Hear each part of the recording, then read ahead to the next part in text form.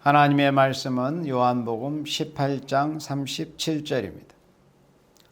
빌라도가 가로되 그러면 내가 왕이 아니냐? 예수께서 대답하시되 내 말과 같이 내가 왕이니라. 내가 이를 위하여 났으며 이를 위하여 세상에 왔나니 곧 진리에 대하여 증거하려 함이로다. 무릇 진리에 속한 자는 내 소리를 듣느니라 하신대. 아멘. 예수님께서 십자가의 고난, 우리 인류를 위한 죄의 대속을 앞두시고 로마 총독이었던 빌라도에게 신문을 당하실 때 빌라도가 몇 가지로 질문했지만 예수님은 대답하시지 않았습니다. 왜냐? 대답할 필요조차 없는 그런 소리들이었기 때문에 그랬습니다. 하지만 예수님께서 반드시 대답을 하셔야 될 그런 말에는 예수님이 대답을 하시는데 곧 빌라도가 네가 왕이냐? 당신이 왕이 맞느냐고 재차 물을 때 예수님께서는 그 질문에 대해서는 회피하지 아니하시고 너의 말과 같이 내가 왕이다. 내가 이를 위하여 났다. 이 세상에 태어났다. 이 세상으로 왔다. 도성인신하셨다는 것이죠. 그리고 이를 위하여 세상에 왔고 또 진리에 대하여 증거하려 합니다. 그리고 진리에 속한 자만이 예수님의 말씀을 들을 것이라는 것을 이렇게 빌라도에게 증거하셨습니다. 그래서 예수님은 빌라도에게 대해서 당신을 밝히실 때 내가 왕이다.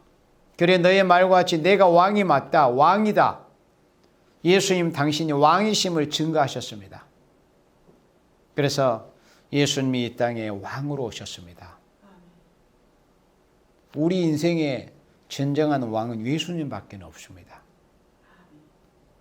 어떤 성경을 구절을 들어서 어떤 인물을 왕으로 해석을 하고 인물을 왕으로 추정하고 그런 인간들도 있습니다만은 우리에게 있어서 왕은 예수님밖에 없어요.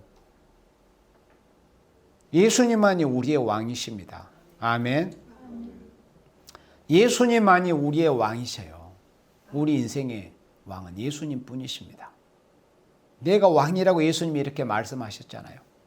예수님만이 우리의 왕이십니다. 그러면 예수님께서 이 땅에 오셔서 당신이 왕이심을 이렇게 밝히 말씀하시는 증거를 하시는 데 있어서는 예수님께서 이 땅에 왕으로 오신 데 있어서는 오래 전부터 수천 년 전부터 하나님은 하나님의 사람 선지자들을 통해서 예수님이 이 땅에 왕으로 오실 것에 대한 예언을 하게 하신 겁니다. 그래서 예수님에 대한 예언은 창세기 3장으로부터 물론 시작이 됩니다. 여자의 후손으로부터. 그런데 예수님에 대해서 왕에 대한 그러니까 예수님이 왕으로 오실 것이라는 것에 대한 예언은 창세기 49장에서 나타납니다. 야곱이 임종을 앞두고 자기의 12아들인 12지파에 대해서 축복과 예언을 하게 될 때 자신의 네 번째 아들인 유다에 대해서 예언을 하게 될 때 우리 창세기 49장 9절을 같이 보도록 하겠습니다. 창세기 49장 9절에 성경에서 예수님께서 왕이라는 것에 대한 예언이 언급이 야곱의 그 12아들에 대한 그 축복의 예언의 처음으로 이제 언급이 됩니다. 창세기 49장 9절에 유다는 사자 새끼로다. 야곱의 네 번째 아들 유다는 사자 새끼라고 이렇게 말씀을 했습니다. 그래서 이런 말씀에 연유해서 요한계시록 5장에서 7인으로 봉한 책을 띄실 분에 대한 그 자격 조건을 말씀하실 때 유대 지파의 사자여야 한다. 유대 지파. 그리고 다윗의 뿌리여야 한다. 그래서 유대 지파의 사자라는 것은 거기서 그 사자가 보낼 사자가 아닙니다. 실제로 사자, 호랑이, 이렇게 짐승을 일으킬, 동물을 일으킬 대한 그 사자입니다. 실제로 라이언. 유대 지파의 사자. 그러니까 야곱을 통해서 예언은 그 말씀의 근거를 두고 요한계시록이 다 기록이 된 겁니다. 성경, 사도 요한을 통해서 예언이 됐지만 그 사도 요한을 통해서 기록된 작은 책인 요한계시록은 성경 모든 하나님의 사람 선지자를 통해서 예언된 그 말씀이 그냥 통합이 되어서 압축돼서 기록된 계시가 바로 요한계시록입니다. 그래서 작은 책이라고 하는 겁니다. 그래서 유다는 사자 새끼로다. 내 아들아 너는 움킨 것을 찢고 올라갔도다. 그의 엎드리고 웅크림이 수사자 같고 암사자 같으니 누가 그를 범할 수 있으랴. 10절에 홀이 유다를 떠나지 아니하며, 여기서 홀이라는 것은 왕들이 들고 있는 지팡이 아닙니까? 홀. 우리가 에스더 성경에서 보면은 에스더가 애절한 마음으로 자기의 육적으로는 자기의 남편이지만은 그 제국의 법이 그러하기 때문에 가서 무릎을 꿇고 엎드려서 제국의 왕인 아수에로에게 자기의 간청을 드리기 위해서 엎드릴 때 자기의 아내이지만은 아수에로 왕이 금호를 내어 밀지 않으면 죽게 된 거예요. 그러니까 왕들이 들고 있는 것이 홀입니다. 그러니까 홀이라는 것은 왕권을 상징하는 것입니다. 홀이 유다를 떠나지 아니한다는 것. 그러니까 유다 지파를 통해서 하나님께서 열왕을 일으키시고 유다 지파를 통해서 왕권을 부여하신다는 것을 이렇게 야곱을 통해서 예언케 하신 것입니다.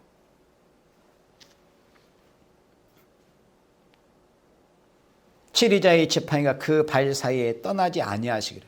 칠이자의 지팡이.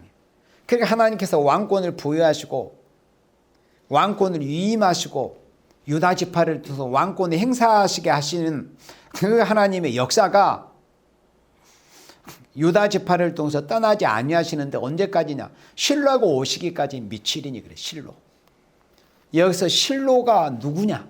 바로 예수님을 예언한 겁니다. 메시아로 오실 예수님을. 실로가 오시기까지 미칠이니 그에게 모든 백성이 복종하리로다 그랬습니다. 실제로 예언적인 왕국을 세웠던 다윗은 예언적인 인물이었고 다윗 역시 예수님 메시아를 예표하는 인물 중에 한 사람이었습니다. 진짜 예수님을 다 예언한 거예요. 구약시대 하나님이 들으셨던 그런 하나님의 사람들은 모두가 예수님에 대한 그런 예언적인 예표적인 인물이었던 것뿐이지 그분들이 실체가 아니었습니다. 그에게 모든 백성이 복종하리라. 그에게. 이거는 육적인 다윗을 가리킨 말씀이 아닙니다. 예수님을 가리킨 거예요. 메시아 대신 예수님, 실로로 오시는. 실로가 오시기까지 미치리니 그에게, 실로가 되시는 메시아 대신 예수님에게 모든 백성이 복종할 것을 야곱이 이렇게 지금으로부터 4천여 년 전에, 그러니까 예수님이 이 땅에 오시기 전 벌써 2000여 년 전에 하나님은 야곱의 입을 통해서 예언케 하셨습니다. 예수님이 그로부터 2000년 후에 실제로 왕으로 오셨습니다. 그리고 11절에, 그러니까 여기 창세기 49장 10절의 예언은 초림주 메시아에 대한 예언입니다. 초림주님, 예수님이 두 번 오시는 게 첫 번째 오시는 죄인을 구속하러 오신 메시아로 오시는 것에 대한 예언이고, 11절은 그의 나귀를 포도나무에 매며 그 암나귀 새끼를 아름다운 포도나무에 맬 것이며, 그러니까 여기까지는 초림주에 대한 평화의 왕으로 오실 초림주에 대한 예언인데, 여기서부터는 그 옷을 포도주에 빨며 그 복장을 포도즙에 빨리로다. 그 눈은 포도주로 인하여 붉겠고, 이 말씀은 심판주님으로 오실 것에 대한 예언입니다. 심판주님으로 오실 것에 대한 예언. 예수님이 초림주님으로 오셔가지고 실제로 우리를 위해서 십자가에서 피 흘려 주셨습니다. 그것은 초림주의 역사였습니다. 죄인을 부르러 오실 때. 그런데 예수님이 처음에 오셔가지고 모든 일을 다 이루신 것이 아니라 죄인을 구원하시기 위해서 십자가에서 죽어주시기 위해서 초림주님으로 이제 이번 주가 성탄 기념 주간 아닙니까? 그런데 예수님이 초림주님으로 오셔서는 죄인을 부르러 오셨어요. 우리를 위해서 대속의 피를 흘려주시기 위해서 오신 것입니다. 그래서 성탄 의미라는 게 뭡니까? 예수님이 오신 날이 기쁜 날이기도 하지만 한편으로는 예수님이 왜 오셨단 말인가 하는 것을 생각할 때 우리의 마음에 한편은 아려야 됩니다. 왜? 날 때문에 죽으러 오신 그 예수님이신데 그런 것이 먼저 생각이 돼야 돼요. 진정한 그리스도인이라면. 그리고 여기에 그 이는 우유로 인하여 희리로다. 예수님이 그 눈이 포도주로 인하여 붉겠다는 것은 두렵고 무서운 심판주임으로 재림하신다는 것을 예언하는 것이고, 그리고 심판 후에 그 이는 우유로 인하여 희게 된다는 것은 적각거리 흐르는 아름다운 새 시대, 이사야 7장 15절 말씀에 심판하고 나서 포도와 버터와 꿀을 먹는 아름다운 새 시대가 이루어질 것에 대한 그 이사야 선지자가 이사야 7장 15절에 예언한 그 말씀과 같은 동일한 말씀입니다. 그래서 예수님께서 왕으로 오실 것에 대한 예언을 우리 믿음의 선지자인 야곱을 통해서 하나님이 이렇게 처음 예언케 하셨습니다. 그래서 이 야곱의 예언이 성취되기 위해서 예수님이 실제로 유다 지파로 오신 겁니다. 유대인으로 오신 겁니다. 구원은 유대인을 통해서 유대인으로 말미암아 구원이 난다고 그랬습니다. 그러니까 선지자를 통해서 예언한 그 말씀을 이루기 위해서 예수님이 유대 지파로 유대인으로 실제로 오신 겁니다. 유대인으로. 그리고 왕으로 오셨어요. 그리고 그 후로 시간이 지나서 이스라엘 백성들이 하나님이 야곱과 이삭과 야곱에게 그 약속하신 약속의 말씀을 이제 이루기 위해서 먼저는 민족적인 언약이 성취되기 위해서 이스라엘 백성들이 애굽 땅에 가서 430년의 기간 동안 지냈습니다. 그래서 거기서 노예 생활하고 어찌할 수 없는 그런 환경을 만날 때 여호와께 부르짖을 때 하나님은 아브라함과 이삭과 야곱에게 약속하신 그 약속을 기억하셔가지고 이스라엘 백성을 권념하셨다고 했습니다. 돌아보신 거예요. 그래서 이스라엘 백성이 430년이 마치는 그날에 애굽에서 나왔습니다. 그래서 하나님이 주시리라 약속하신 가나안을 향해서 가고 있었습니다. 그때 하나님은 이스라엘 백성과 일가가 되는, 그러니까 롯의 후손이니까 모압과 암몬은 이스라엘 백성과 친척의 민족입니다. 그래서 모압과 암몬에게 대해서 해치지 말라고 하셨습니다. 그 땅을 평화롭게 지나가게 하셨습니다. 그러나 모압 왕은 그것을 용납하지 않았습니다. 그래서 그 유명한 거짓 선지 발람을 돈으로 매수해서 뇌물을 보내가지고 하나님의 사랑하시고 축복하신 하나님께서 이스라엘을 저주하게 했던 그 거짓 선지자가 발람이었습니다. 그런데 하나님께서 사랑하시는 이스라엘을 저주하는 것을 결코 용납하시지 않고 그 간사하고 뇌물에 눈이 멀었던 그 거짓 선지 발람이었지만은 그의 혀를 함부로 놀리지 못하도록 성령께서 감동하시고 주관하셔가지고 오히려 이스라엘을 축복하게 만들어버렸습니다. 그게 한두 번이었습니까? 그리고 그 축복에 이제 마무리 축복에 있어서 엄청난 그런 축복의 예언이 나옵니다. 거짓 선지였던 발람이었지만 하나님이 그 혀를 함부로 노리지 못하게 하셔가지고 오히려 하나님의 백성 이스라엘을 축복하게 한 그런 예언을 하게 하셨습니다. 바로 그 축복의 장면이 민수기 24장 말씀을 우리 보도록 하겠습니다. 민수기 24장 16절에 거짓 선지 발람의 입을 통해서도 우리 하나님께서는 이스라엘을 축복하게 하시는 이런 예언을 하셨는데 이 예언이 얼마나 엄청난 예언이었느냐 하는 것을 우리 민수기 24장 16절부터 보도록 하겠습니다.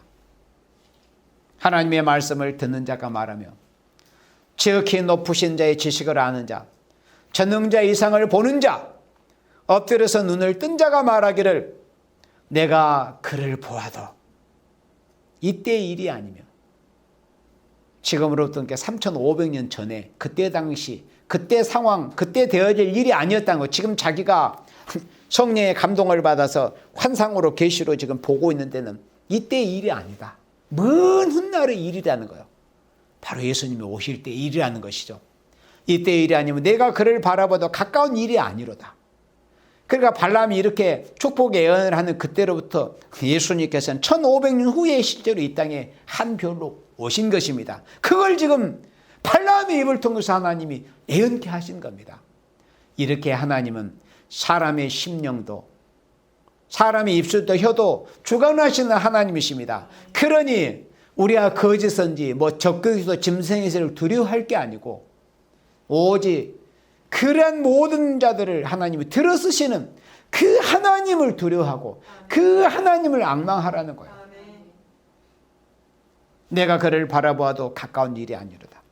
한 별이 야곱에게서 나온다고 그랬어요. 이 한 별이 누구냐 이겁니다. 바로 예수님을 예언한 겁니다. 한 별이 야곱에게서 나오며 한 홀이 이스라엘에게서 일어나서 모압을 이편에서 저편까지 쳐섭하고 또 소독하는 자식을 다 멸하리로다.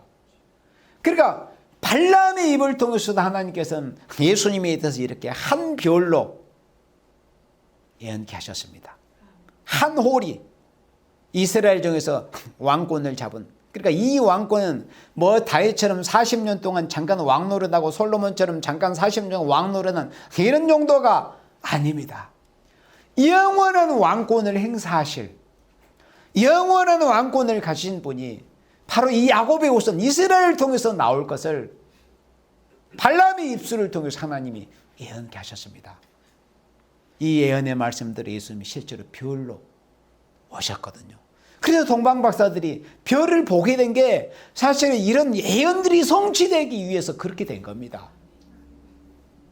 예수님이 태어나실 징조를, 별의 징조를 보여준 거예요. 다 선지자들이. 물론 이 발람은 원래 거짓 선지였지만은 하나님이 이렇게 참 선지가 되게 해버린 거예요. 그러나 하나님 들었을 때뿐이에요. 이걸 조심해야 돼요. 왜? 결국은 발람이 우리 민수기 성경 읽어보면은 결국은 여호수아의 칼에 죽거든요. 그러니까 사람이 잠시 어떤 말을 바로 했다고 해서 그 사람을 무슨 신처럼 우상으로 숭배하고 그런 짓거리들을 하지 말라 이거예요. 거짓 선지도 때로는 하나님께서 그 입술을 들여서 바른 말을 할 때도 있어요. 그러니까 거기에 유혹돼 버리면 그 사람을 우상해 버리는 거예요. 만약에 발람이 이렇게 엄청난 예언을 했다고 해서 발람은 참 선지처럼 숭배하고 우상처럼 여겼다면 어떻게 되겠습니까? 몰살 당하는 것이죠. 그런 것을 잘 분별할 줄 알아야 됩니다. 거짓 선지들을 따라가고 있는 자들은 그런 것을 잘 분별하지를 못하고 있어서 그렇게 인간을 숭배하고 있는 거예요. 마치 그 사람이 자기에게 뭘 해줄 것처럼. 그게 어리석은 겁니다. 그게 바로 미혹받은 자들의 심령 상태입니다. 다 하나님이 쓰시는 것입니다. 그리고 합당치 않는 데는 쓰고도 던져버립니다. 버려버리는 겁니다. 하나 앞에 합당치 않는 자들은, 그 바탕이 합당치 않는 자들은, 또 교만한 자들은. 그래서 우리가 말을 항상 조심해야죠. 그리고 말을 한 것이 어떤 실수가 있고 실언이 있었다면 반드시 거기에 대해서 철저한 회개가 있어야 됩니다. 우리가 모세를 통해서 얼마나 큰 교훈을 얻습니까? 모세는 하나님께서 신처럼 사용하셨던 종이 틀림이 없지 않습니까? 그리고 하나님의 말씀을 받은 사람이었습니다. 그렇지만 그 말 한마디에 우리가 물을 내랴 하나님의 영광을 도둑질해 버린 거예요. 그 말 한마디에 모세는 끝나버린 겁니다. 말이 얼마나 두렵다는 것을 알아야 됩니다. 그래서 하나님의 종들이라면 누구라도 이 하나님 앞에서 할 말이 있고 해서는 안 될 말이 선이 분명히 있습니다. 그 선을 넘어가 버리면 그대로 끝납니다. 정말 보통 회개를 해서는 안 됩니다. 이 입술의 범죄가 얼마나 크다는 거. 모세 같은 위대한 종도 입술의 실수 한 번 때문에 하나님이 약속의 땅을 들어가지 못하게 해버렸습니다. 그래서 입술이 얼마나 중요한가. 그리고 미가 선지자를 통해서 그 왕이신 예수님께서 어디서 태어나실 것에 대한 예언을 하게 하셨습니다. 우리 미가 5장 잘 알잖아요. 우리 미가 5장 2절 말씀 보도록 하겠습니다. 미가 5장 2절에 베들레헴 에브라다야 너는 유다 족속 중에 작을지라도 이스라엘을 다스릴 자가 내게로 나올 것이라. 그의 근본은 상고의 태초이니라. 베들레헴은 조그마한 고을이었습니다. 그런데 그 고을이 원래 다윗의 고향이었거든요. 그 시골 촌동네, 그 다윗의 고향에서 실제로 예수님이 태어나게 하나님이 그렇게 정해 놓으셨습니다. 마음대로 명령을 해 놓으신 거예요. 이름도 떡집, 베들레헴. 원래 베들레헴은 역대상을 읽어보면 사람의 이름입니다. 유다 지파 한 사람의 이름이요. 에브라다도 그렇고 베들레헴도 그렇고. 그런데 왜 그런 사람들의 이름을 듣게 희한한 그런 이름을 짓게 하셨겠습니까? 훗날 그 이름이 그 땅에 지명이 되어가지고 예수님께서 생명의 떡으로 바로 그곳에서 오실 것이 하나님 앞에는 다 망대로 명령이 돼 있었기 때문에 사람의 이름도 자기와 아무 어떤 의지와 상관이 없이 그렇게 지어지게 된 겁니다. 모든 것은 다 하나님이 하시는 것입니다. 베들레헴 에브라다야, 너는 유다 족속 중에 작을지라 이스라엘을 다스릴 자가. 이스라엘을 다스린다는 건 치리자 아닙니까? 왕이시라는 거예요. 이 왕이 어디서 태어난 거예요? 이스라엘은 하나님의 백성입니다. 하나님의 백성을 다스리실 진정한 왕이 있잖아요. 하나님의 백성을 다스릴 진정한 왕이 누구십니까? 예수님 아닙니까? 주 예수 그리스도. 이 예수님이 어디서 태어나실 것인가 하는 것을 미가라는 선지자, 히스기야 왕 때 활동하게 하셨던 그 미가라는 선지자를 통해서 예언케 하실 때 바로 베들레헴에서 태어난다는 것을 예언케 하신 겁니다. 그런데 더 놀라운 것은 그 베들레헴에서 육체를 입고 태어나셔가지고 그 위에 누우신 그분이 사실은 정체가 어떤 분이냐? 그의 근원이 너무나 놀라운 말씀이 여기 기록이 되어 있습니다. 그의 근본은 상고의 태초이니라.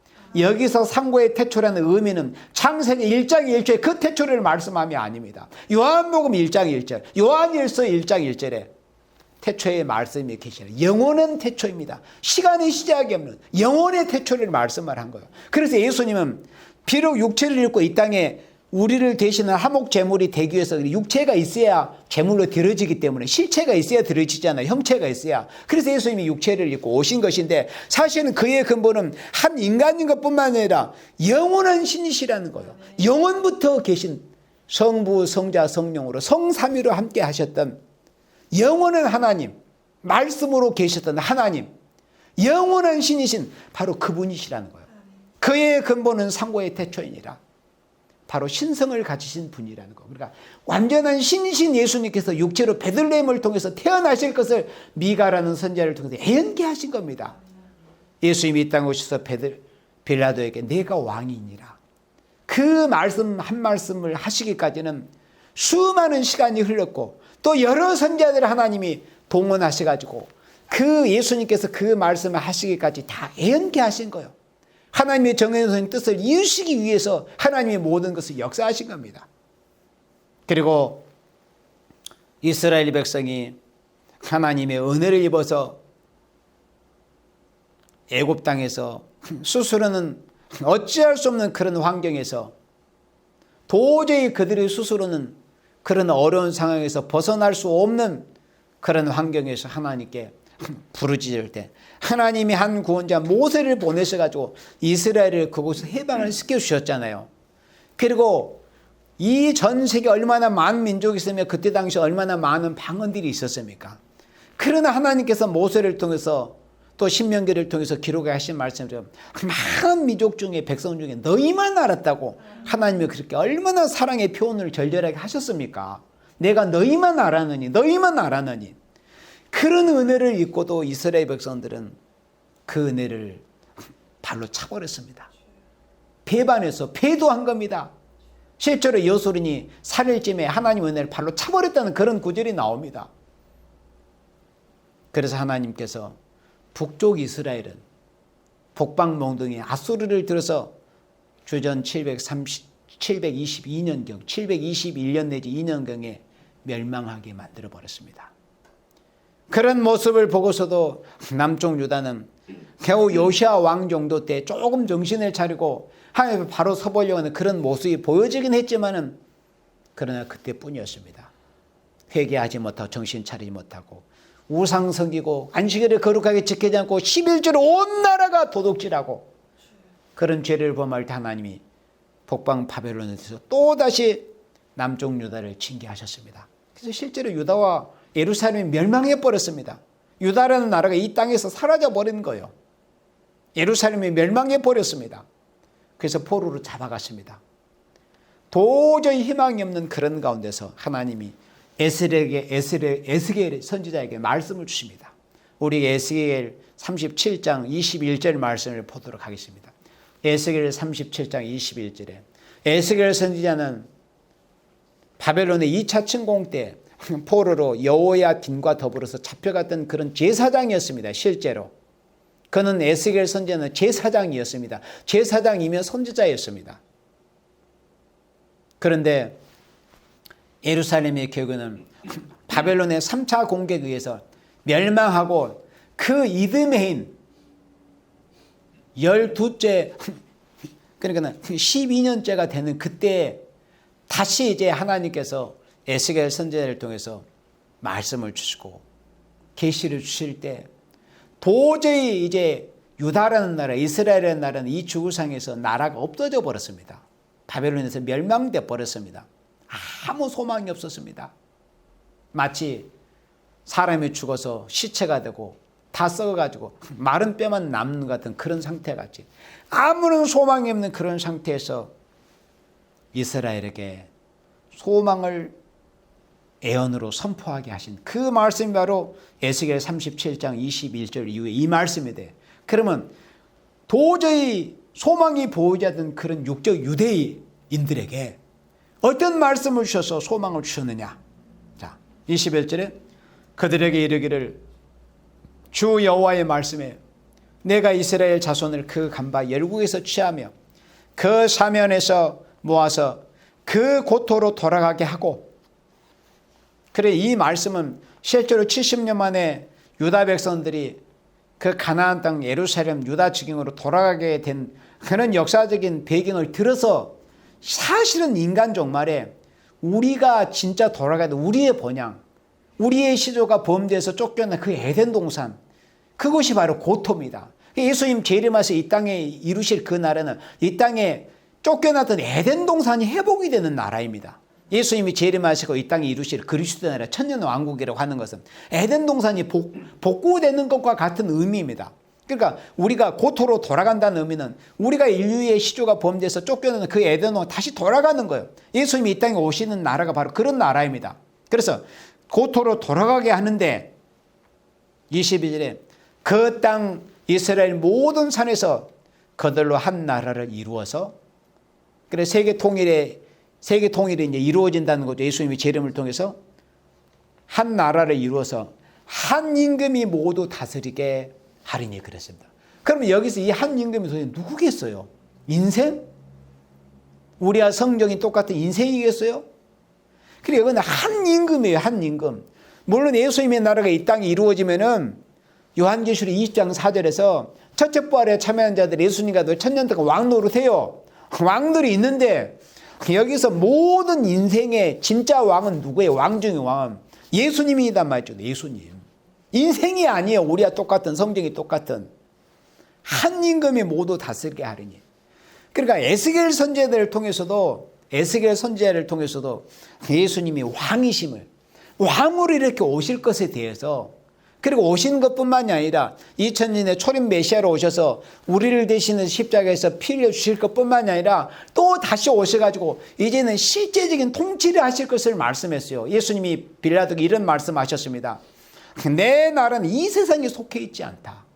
2000년 전에 분명히 당신이 왕으로 오시긴 했지만은 예수님이 왕으로 오신 예수님께서 통치하실 세상은 2000년부터 지금 이 시간까지 이 세상이 아니라는 걸 분명히 밝히셨어요.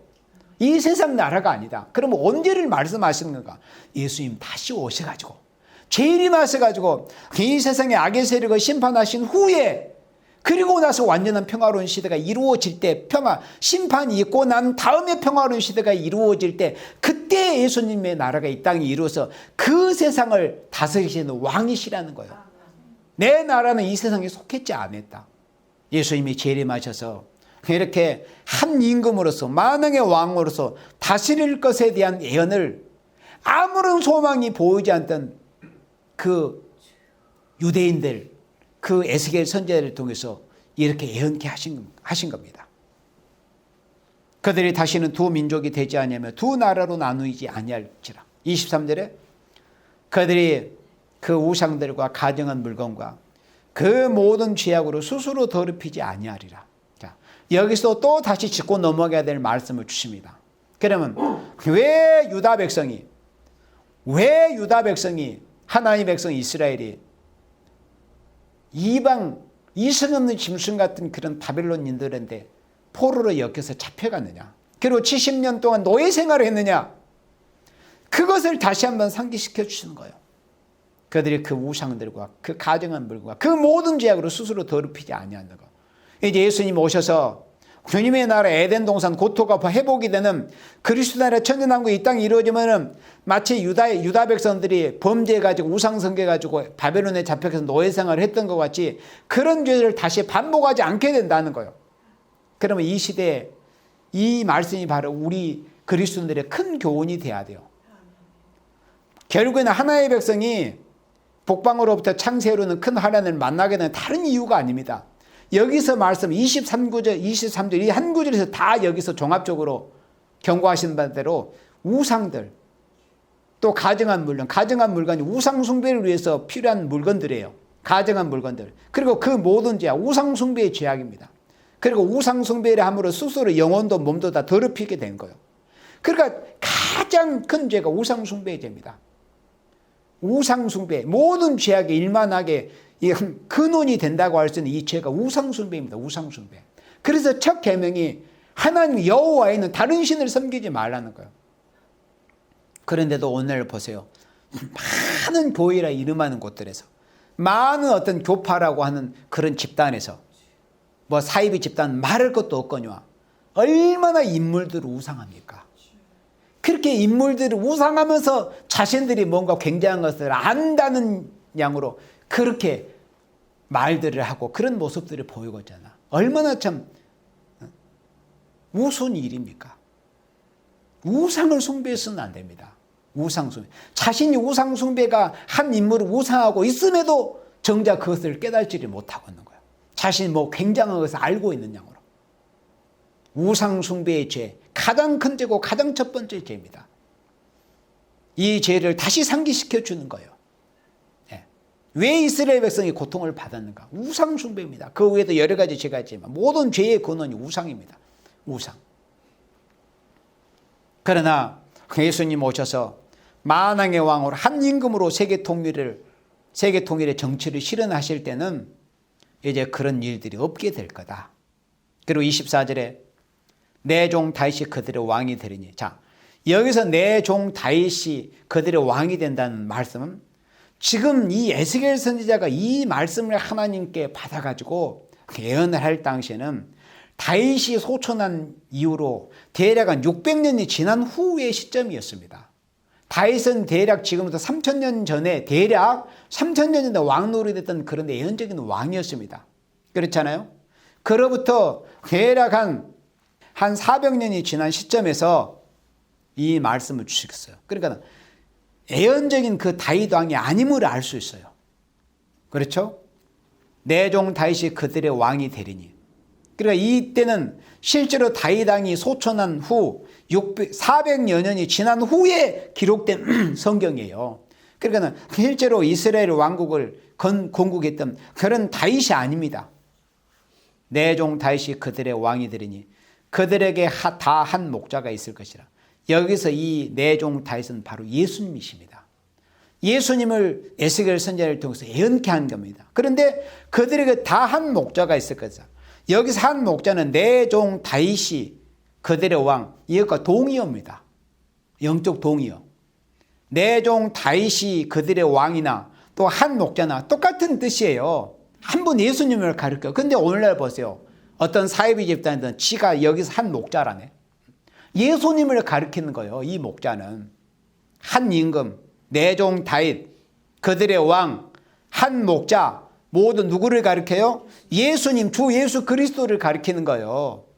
어떤 인물이 절대 아니에요, 여러분들. 이렇게 에스겔 선지자를 통해서도 예수님이 왕으로 오실 것, 그리고 왕으로 세상을 통치하실 것을 예언케 하신 겁니다. 25절에 내가 내 종 야곱에게 준 땅 곧 그 열조가 거하던 땅에 그들이 거하되 그들과 그 자자손손이 영원히 거기 거할 것이요.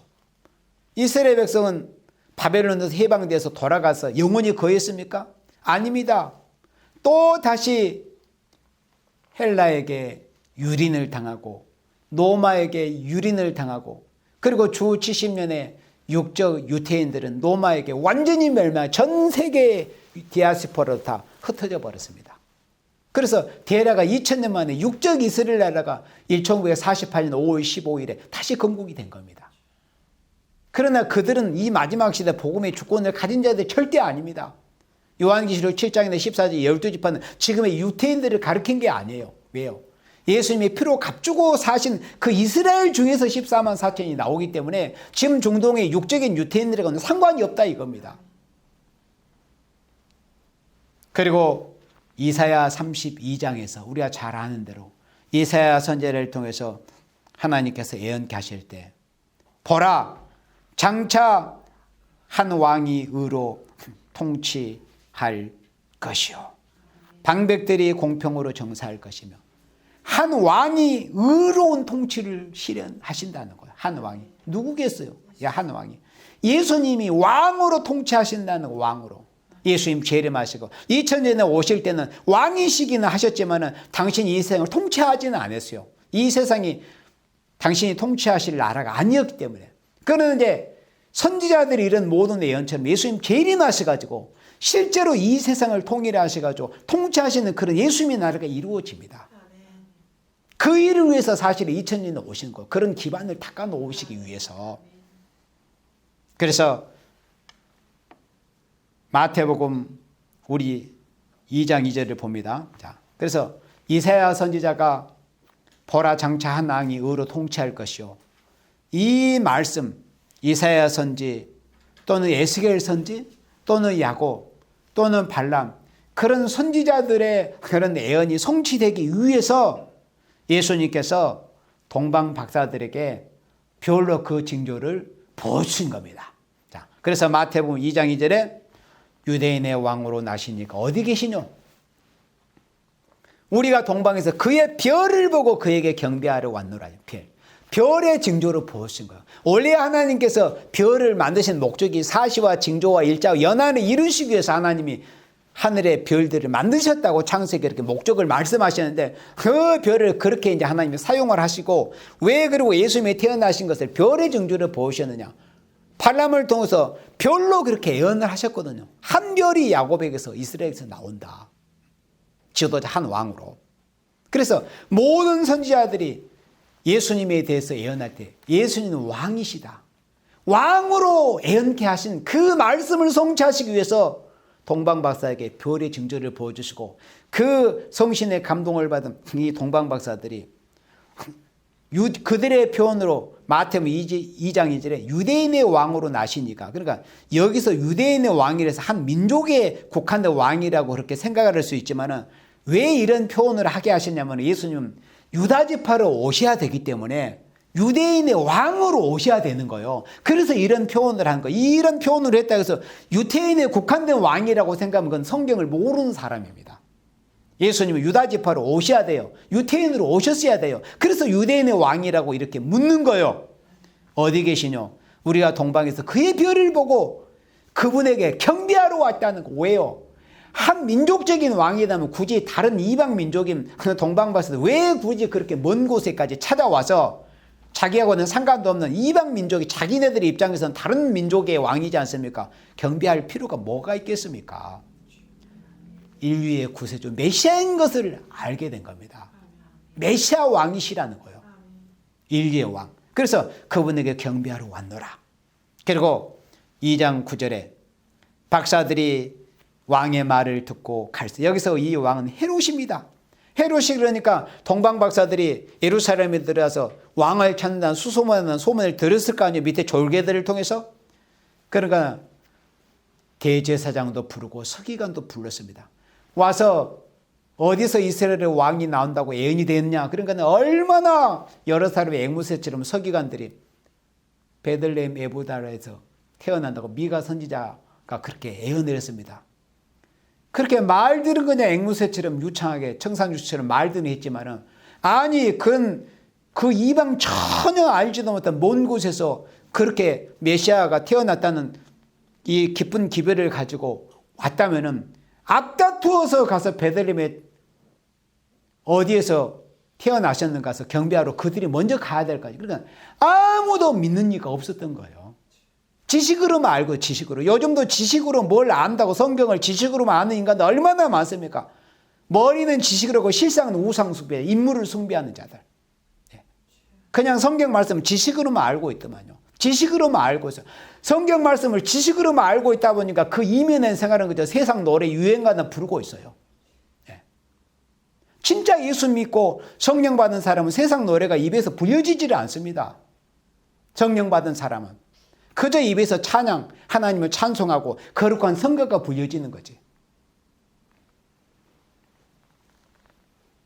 9절에 박사들이 왕의 말을 듣고 갈새 동방에서 보던 그 별이, 이 별, 현지에서 예언했던 별이 문득 앞서 인도하여 가다가 악이 있는 곳 위에 머물러 섰는지라. 저희가 별을 보고 가장 크게 기뻐하고 기뻐하더라. 왜 별을 보고 기뻐했겠어요? 그분에 대한 징조이기 때문에 그런 겁니다. 왕에 대한 징조. 11절에 집에 들어가 아기와 그 모친 마리아에 함께 있는 것을 보고 엎드려 아기께 경배하고 모비의 압을 열어 황금과 유황과 몰약을 예물로 드리니라. 그래서 특별히 이들이 도대체 무엇 때문에 이 세 가지 예물을 준비해 가지고 왔겠어요? 하나님께서 그렇게 역사하신 거 왜 그렇습니까? 예수님은 황금을 받으실 분이기 때문에, 황금을 받을 만한 자격자이기 때문에 왕이시라는 거예요. 유황을 왜 준비해 갖고 오겠어요? 예수님은 제사장인 거예요. 영원한 제사장입니다. 우리를 위한 화목제물이 되어주시고 단번에 지성소로 들어가시 영원한 제사장. 왜 몰약을 준비해 가지고 갔겠어요? 예수님은 우리를 위해서 대속의 피를 흘려주신 선지자. 몰약. 그래서 예수님은 영원한 왕이시며 영원한 대제사장이며 대선지자 중에 영원한 대선지자이시라는 그런 의미에서 하나님께서 동방박사들의 마음을 성령으로 감동하게 하셔가지고 이 세 가지 예물을 준비해서 예수님께 예물을 드리게 하신 겁니다. 모든 것은 만대를 명령하신 뜻대로 다 이루어집니다. 그래서 하나님께서 만대를 명령하신 뜻을 선지자들을 통해서 예언하게 하셨습니다.